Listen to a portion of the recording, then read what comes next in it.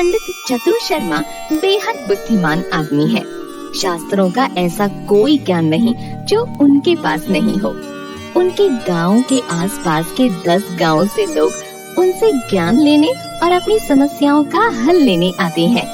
सुबह सूरज से पहले जाग के स्नान आदि करके हमेशा सूरज की पूजा करते हैं। उनके घर में 2 बेटियां हैं। चतुर शर्मा की बीवी खांसी की बीमारी से 5 साल पहले ही गुजर गई थी। रोज सुबह स्नान करके अपनी पूजा पाठ समाप्त करके पंडित चतुर शर्मा जाते हैं बड़े बड़े लोगों के यहाँ पूजा पाठ करने, लोगों की दिक्कतों को सुलझाने। और पंडित जी को उनकी हर जगह पर लेके जाता है गणेश। गणेश बचपन से ही पंडित चतुर शर्मा का साथी है। वो पंडित जी की घोड़ा गाड़ी चलाता है।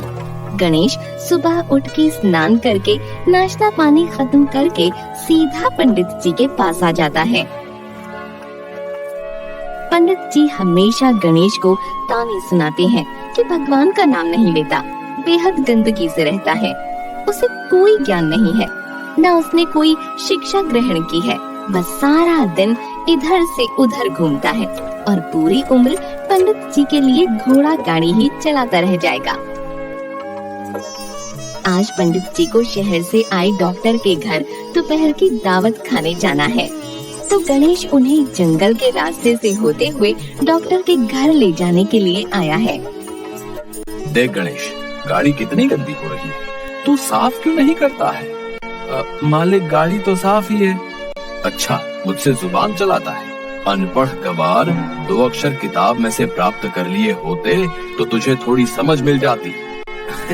मालिक किताब से ज्ञान मिलता है, बुद्धिमानी नहीं, वो तो सीखने और आजमाने से मिलती है। हाँ है, अब तू घोड़ा गाड़ी वाला मुझ जैसे बुद्धिमान पंडित को ज्ञान का पाठ करवाएगा।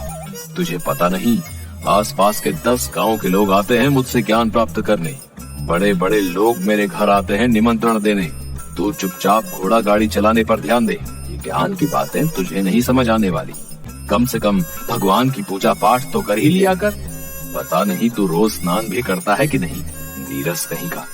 घोड़ा गाड़ी चला रहे हैं और मन में राम नाम का जाप जपे जा रहे हैं। हरे राम हरे राम हरे राम। मालिक, हम जिसके घर जा रहे हैं वो है कौन? सुना है शहर के बड़े डॉक्टर हैं, बड़ी चटर पटर अंग्रेजी भाषा बोलते हैं। गांव में अब लोगों का इलाज करने के लिए आए हैं। वो शहर के बहुत बड़े डॉक्टर हैं, दिल की चीर फाड़ करके इंसान का इलाज करते हैं। लेकिन देख, गांव में आते ही उन्होंने सबसे पहले मुझे अपने घर पर दोपहर की दावत में बुलाया है। हाँ, सुने होंगे उन्होंने भी मेरी बुद्धिमानी और ज्ञान के चर्चे लोगों से। तभी। लेकिन मालिक, आप तो आज तक शहर कभी नहीं गए, फिर उन्होंने आपके चर्चे कहाँ से सुन लिए? इसीलिए तो तुझे कहता हूँ, तू गोबर गणेश है, गोबर गणेश। ज्ञानी आदमी को कहीं आने जाने की जरूरत नहीं होती है। ज्ञानी आदमी के ज्ञान की महक इतनी तेज और मजबूत होती है कि लोगों की नाक में घुस के उनके दिमाग तक पहुंच ही जाती है। तू चुपचाप गाड़ी चला। और ये तो अपने मुंह में क्या बड़बड़ करता रहता है? मैं कहाँ बड़बड़ करता हूँ, मैं तो आप जो कहते हैं बस उसे अपने मन में बोलता रहता हूँ। अब ज्ञान मिल रहा है तो उसे समेटना मेरा काम है ना। लो मालिक, पहुँच गए हम डॉक्टर मलिक के घर। चल उतर जल्दी से और पीछे से फल का टोकरा भी ले आ। तब मालिक, मुझे एक बात समझ नहीं आती कि जो इंसान पहले से इतना पैसे वाला है उसके यहाँ तो फल की कोई कमी नहीं होगी, तो हम ये फल किसी गरीब को क्यों नहीं दे देते खाने को? ये सवाल तेरे जैसा दिमाग से गरीब इंसान ही उठा सकता है, क्योंकि हम जैसे ज्ञानी लोगों को पता है कि किसी के घर खाली हाथ नहीं जाते हैं। कुछ अच्छा लेके जाने से आपका रुतबा बढ़ता है संसार में और रिश्ता मजबूत होता है, और फल सेहत के लिए अच्छे होते हैं। मालिक, सवाल तो सवाल होता है, अब ऐसे पूछने वाले पर दिमाग हो या नहीं उसे क्या मतलब। और रही बात रिश्ता बनाने की, तो जिस इंसान के पास पहले से सब है, आपके 4 फल से तो रिश्ता नहीं मजबूत होगा आपका और उसका। आपके विश्वास और दोस्ती की गहराई से रिश्ता बनता है। हाँ, ये सब बातें डॉक्टर के घर जाते हुए रास्ते में हो रही हैं, क्योंकि डॉक्टर के घर की गली थोड़ी छोटी है और गाड़ी अंदर जा नहीं सकती, तो गणेश और पंडित जी घर तक पैदल जा रहे हैं। अब यहाँ पर है डॉक्टर, पंडित और गणेश डॉक्टर के पिताजी इसी गांव में रहते थे पहले, फिर उनकी शादी हो गई और वो शहर चले गए। डॉक्टर कभी गांव नहीं आया, लेकिन उसके पिताजी आते रहते थे। डॉक्टर रिटायरमेंट लेके अब गांव रहने आया है। शहर की तरह गांव में भी कोरोना बहुत फैल रहा था, तो डॉक्टर गांव में लोगों को इससे बचने और साफ रहने के तरीकों का ज्ञान देगा। डॉक्टर को पता था कि पंडित बहुत ज्ञानी हैं और इन्हें गांव और गांव के बाहर के 10 गांव के लोग जानते हैं और बुलाते हैं, तो पंडित जी डॉक्टर को लोगों की मदद करने में मदद कर सकते हैं। अरे आइए पंडित जी, आपका बहुत धन्यवाद कि आप मेरे घर आए। मेरा तो सौभाग्य है कि मैं आपसे मिल पाया। बैठिए जी, बैठिए। गणेश, ये फल की टोकरी यहाँ मेज के पास रख दे। नमस्ते डॉक्टर जी, ये छोटा सा तोहफा आपके लिए। अब मेहमान के घर खाली हाथ तो नहीं आते ना। अरे पंडित जी, आप ये सब क्यों ले आए? मैं वैसे ही अकेला रहता हूँ और इतने सारे फल तो खराब होंगे। डॉक्टर ने अपने नौकर प्रेम को आवाज दी। प्रेम, ये फल का टोकरा तुम ले जाना। तुम्हारे घर में तो बीवी बच्चे हैं ना, वो सब खा लेंगे।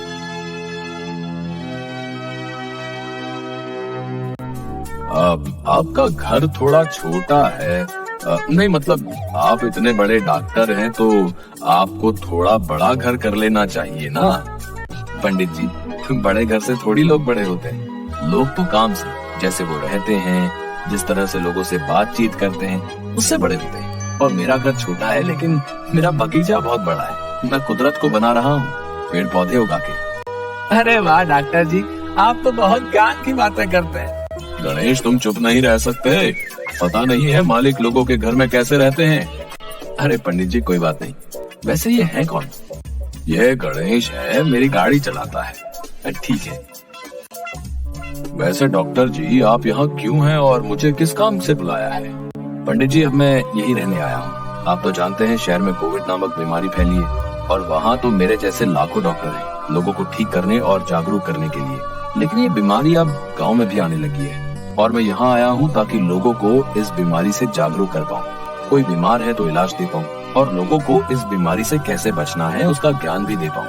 अब ये तो सही कहा आपने। हमारे गाँव में मेरे जैसा ज्ञानी पंडित तो है, लेकिन कोई डॉक्टर नहीं है।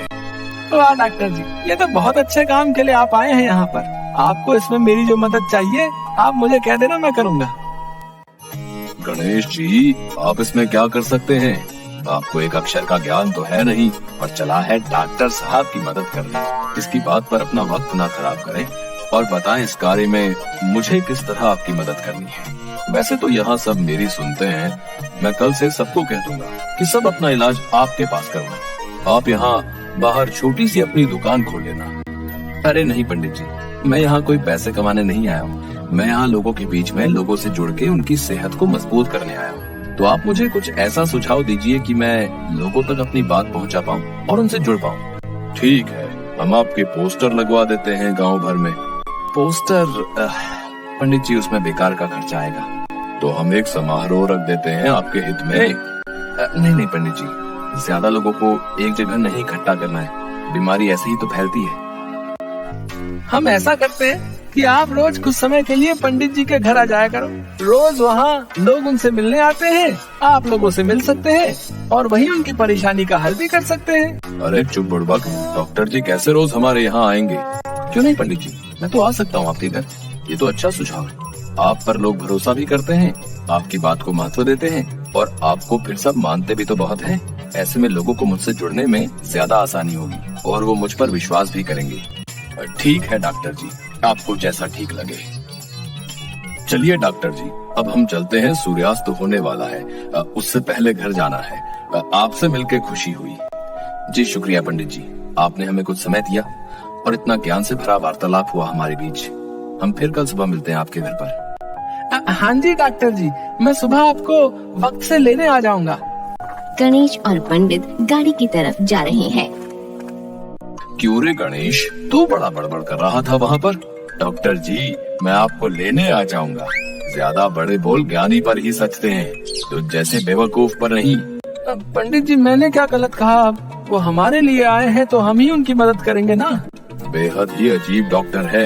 इतना भी ज्ञान नहीं कि मेहमान को घर से खाली हाथ नहीं भेजा जाता है। खाली हाथ कहाँ भेजा है? ये इतने सुंदर 2 गमले दिए हैं गुलाब के फूल के। इन्हें हम घर में रखेंगे तो ये कुदरत के लिए और हमारे दोनों के लिए अच्छे हैं। तू चल मुझे गाड़ी पर चढ़ा और अपनी ये बिना सर पैर की बात तो मुझे मत सुनाएगा। डॉक्टर के यहाँ बहुत तेजी दिखा रहा था। तुझे बड़ा पता है कि किस तरह से व्यापार किया जाता है।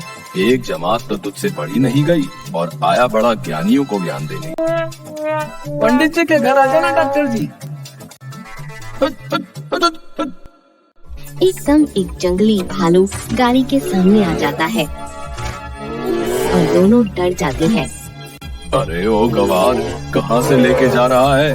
देख सामने जंगली जानवर आ गया है। तू मुझे मरवाएगा ही। पंडित जी चुपचाप बैठे रहो, वो कुछ नहीं करेगा।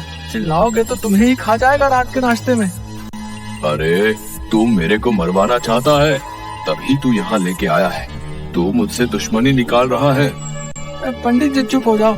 अगर भालू का ध्यान हम पर गया तो आप अपने साथ मुझे भी मरवाओगे। चुप कर जा तू गवार। भालू पंडित की गाड़ी की तरफ बढ़ रहा था और पंडित इधर उधर उछल रहा था। गाड़ी में हाय राम, मैं तो मर गया, आज तो मेरा अंतिम दिन है, मैं तो इसका नाश्ता बन जाऊंगा, चिल्ला रहा था। लेकिन इस वक्त गणेश एकदम चुपचाप था। वो शांत है क्योंकि वो जानता है कि जानवर ऐसे ही अपने से दूर रखा जा सकता है। पंडित जी चुपचाप बैठ जाओ और उसके तरफ मत देखो। वो भालू का पेट भरा है। उस भालू का पेट भरा है, वो कुछ नहीं कहेगा। तुझे तो इसने आंखों आंखों में बताया होगा कि गणेश, मैं तुम्हें नहीं खाऊंगा। आज मैं खाना खा के आया हूँ। गवार, तेरे चक्कर में मैं भी मर जाऊंगा। गणेश ने देख लिया था कि जानवर के मुंह पर खून लगा है, मतलब उसका पेट भरा है। और गणेश को इस बात का ज्ञान था कि भालू के आगे अगर आप भागोगे या उछल कूद करोगे तो वो आपको अपने लिए खतरनाक समझकर आपका शिकार करेगा। ये ज्ञान गणेश को किसी किताब से नहीं, जंगल में रहते हुए मिला है। गणेश की बात सुनकर पंडित चुपचाप बैठ जाता है और भालू चुपचाप गाड़ी के आगे पीछे घूमता है और फिर निकल जाता है। ज्यादा मत खुश हो कि मेरे जैसे ज्ञानी ने तेरी बात सुन ली और हम उस भालू से बच गए। ये सब मेरे साथ का ही रंग है कि तुझ में भी कुछ बुद्धि आ रही है। पंडित जी, संगत का असर तो बहुत गहरा होता है हमारे दिमाग और जीवन पर, लेकिन किताबी ज्ञान और संगत से केवल ज्ञान मिलता है। बुद्धिमान तो इंसान अपने कर्म और अनुभव से होता है। हाँ, कहानी का अंत वही होता है जब गणेश ये दिखा देता है कि उसने भले ही पढ़ाई नहीं की, लेकिन उसने अपनी बुद्धिमानी से चीजों को समझा और सीखा है। वो पंडित की तरह ज्ञानी नहीं, लेकिन वो बेवकूफ भी नहीं है। वीडियो को लाइक करें और ऐसी ही मजेदार कहानियाँ सुनने के लिए चैनल को सब्सक्राइब करें। धन्यवाद।